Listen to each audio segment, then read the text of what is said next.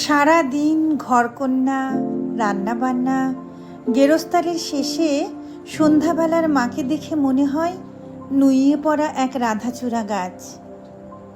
রাত 9টার দিকে লোকাল ট্রেনে লড়াই করে অফিস থেকে যখন বাড়ি ফেরা বাবা আর যুদ্ধবিধ্বস্ত সৈনিকের মধ্যে খুব একটা তফাৎ খুঁজে পাই না।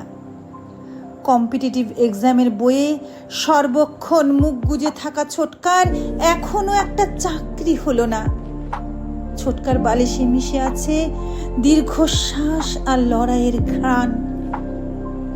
যে ছেলেটা পণ্যের বোঝা পৌঁছে দেয় শহরের এ বাড়ি থেকে ও বাড়ি, খোঁজ নেওয়া হয়নি তার একরত্তি মেয়েটার নতুন ফ্রক কেনা হলো কিনা।